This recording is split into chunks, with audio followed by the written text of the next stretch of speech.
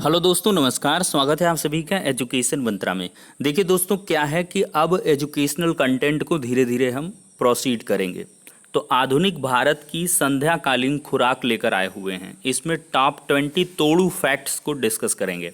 देखिए दोस्तों, क्या है कि मॉडर्न हिस्ट्री का जो दायरा है वो काफ़ी इनलार्ज है। किसी भी प्रतियोगी परीक्षा पे मॉडर्न हिस्ट्री से ही ज़्यादा क्वेश्चन आते हैं और इसकी पकड़ बहुत आवश्यक है। चाहे वो 0 टू हीरो लेवल हो, कोई भी एग्ज़ाम का पैटर्न हो, उसमें मॉडर्न हिस्ट्री तो रहता ही रहता है। तो इस वजह से मॉडर्न हिस्ट्री की एक जो है सीरीज चला रहे हैं, जिसमें हम 2020 लगभग क्वेश्चंस को हर दिन डिस्कस किया करेंगे।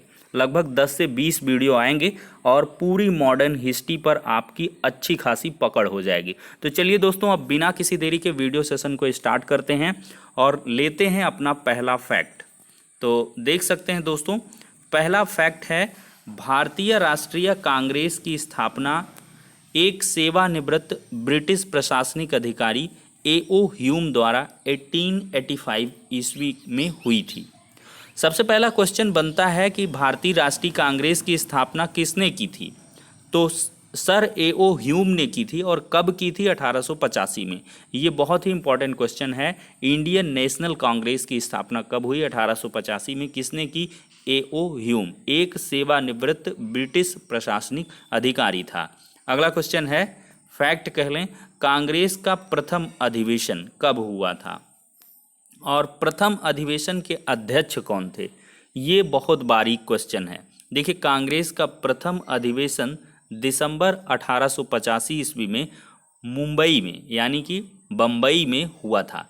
इसमें कुल 72 सदस्यों ने भाग लिया था। सदस्यों को तो इतनी इम्पोर्टेंस नहीं दिया जाता है क्वेश्चंस में, लेकिन इसमें कब हुआ था, कहाँ हुआ था? तो बम्बई में दिसंबर 1885 ईस्वी में कांग्रेस का पहला अधिवेशन हुआ और इसके पहले अध्यक्ष कौन थे दोस्तों? व्योमेश चंद्र बनर्जी। पहले अध्यक्ष पूछता है, हमेशा पूछता है, व्योमेश चंद्र बनर्जी पहले अध्यक्ष थे। अगला फैक्ट है, बदरुद्दीन तैबजी कांग्रेस के पहले मुस्लिम अध्यक्ष 1887 और जॉर्ज यूले प्रथम ईसाई विदेशी अध्यक्ष 1888 थे।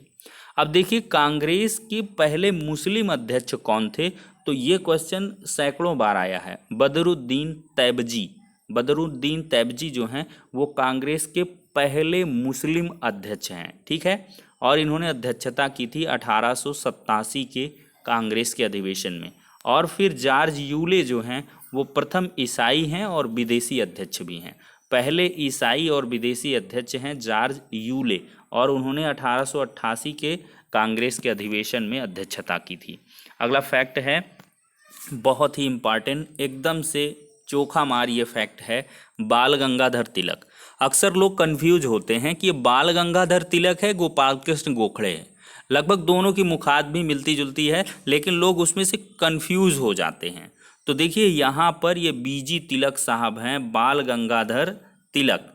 बीजी तिलक जी ने राष्ट्रवादी भावना को बढ़ाने के उद्देश्य से 1893 ईस्वी में महाराष्ट्र में गणपति उत्सव और 1895 में शिवाजी महोत्सव, ये दो प्रकार के त्योहारों को शुरू किया था। तो गणपति उत्सव ये 1893 में और शिवाजी उत्सव 1895। 93-95 में है। किसके द्वारा? बाल गंगाधर तिलक के द्वारा। किसके लिए? राष्ट्रीय भावना को जागृत करने के लिए, राष्ट्रीय भावना को, नेशनल जो फीलिंग है उसको बढ़ाने के लिए, नेशनलिटी, राष्ट्रीयता को बढ़ाने के लिए, पैट्रियटिज्म यानी कि जिसमें कहते हैं देश प्रेम की भावना को जगाने के लिए, पैट्रियोटिक होने के लिए ये जो है मुहिम छेड़ी थी, जिसमें गणपति उत्सव आता है, गणेश जी की पूजा अर्चना 1893 और 1895 में शिवाजी का उत्सव। ठीक है दोस्तों, अब अगला फैक्ट चलते हैं कि बंगाल में राष्ट्रीय चेतना को समाप्त करने के लिए, देखिए यहाँ पर बीजी तिलक साहब राष्ट्रीय चेतना को बढ़ा रहे थे, लेकिन यहाँ पर क्या है, जो लॉर्ड कर्जन है, बहुत ही एकदम से क्रूर व्यक्ति था लॉर्ड कर्जन, उसके द्वारा 16 अक्टूबर 1905 में बंगाल का विभाजन कर दिया गया। बहुत ही दूरगामी परिणाम हुए बंगाल के विभाजन के बाद। 16 अक्टूबर 1905 में किया था। किसने किया था? लॉर्ड कर्जन ने। क्यों किया था? बंगाल में जो राष्ट्रीय चेतना जागृत हो रही थी लोगों के अंदर, उसको समाप्त करने के लिए, कि डिस्प्यूट की पॉलिसी लाई गई, कि डिवाइड एंड रूल वाली, कि फूट डालो और राज्य करो। अगला क्वेश्चन है, बंगाल विभाजन के विरोध में पूरे देश में स्वदेशी एवं बहिष्कार आंदोलन चलाया गया। अक्सर प्रश्न पूछा जाता है कि बंगाल विभाजन के विरोध में कौन से आंदोलन चलाए गए, तो स्वदेशी और बहिष्कार आंदोलन चलाए गए। लाल बाल पाल, बहुत ही इंपॉर्टेंट क्वेश्चन बनता है अक्सर प्रतियोगी परीक्षाओं में, कि लाल बाल पाल से क्या अभिप्राय है।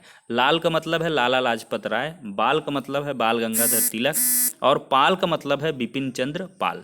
तो लाल बाल पाल ये उग्रपंथी विचारधारा के समर्थक थे।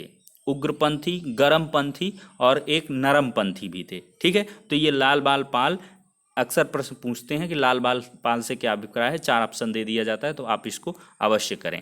ठीक है, अब अगला क्वेश्चन है, बहुत ही मज़ेदार क्वेश्चन है और इम्पॉर्टेंट भी है।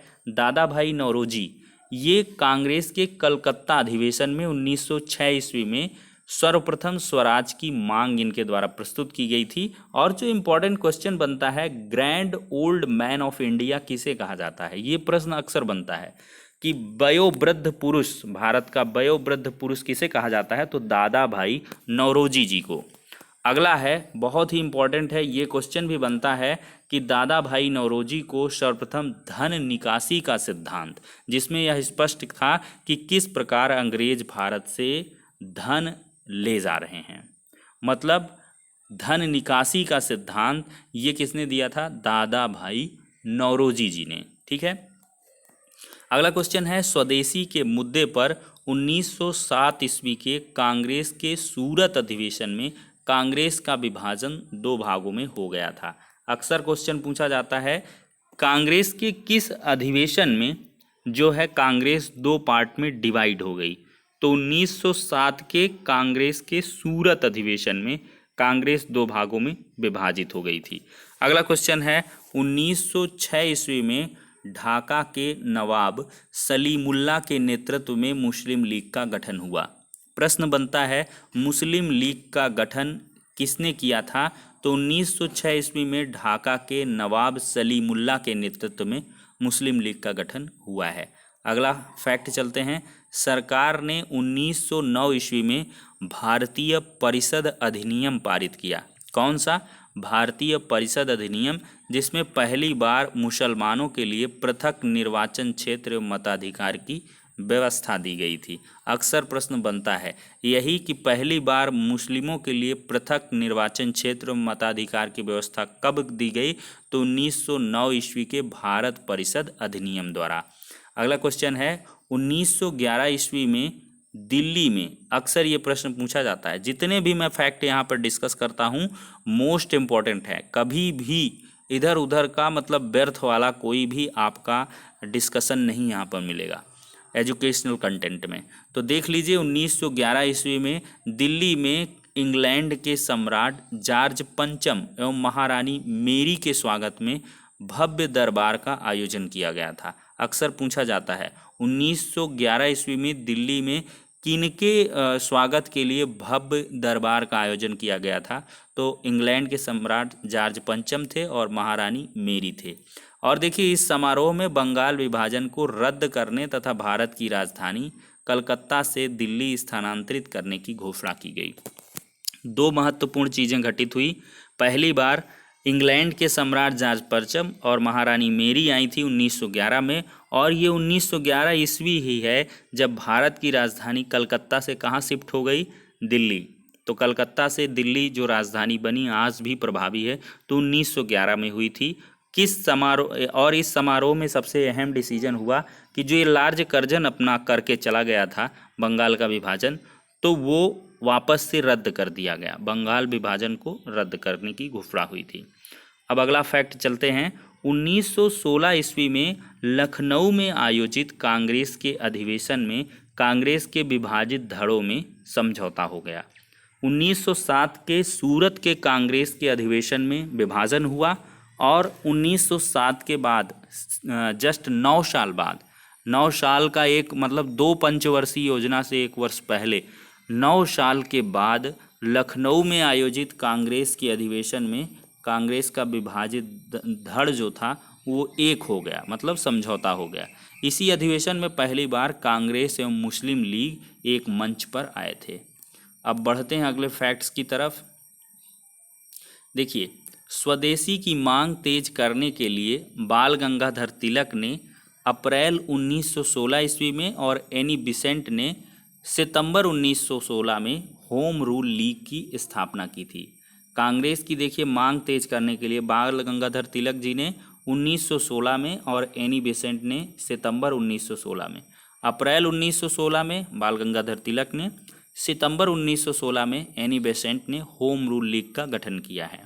अगला फैक्ट है कि कांग्रेस के 1917 ईस्वी के कलकत्ता अधिवेशन की अध्यक्षता श्रीमती एनी बेसेंट ने की थी। इम्पॉर्टेंट है, और इस पद पर चुनी जाने वाली ये पहली महिला थी।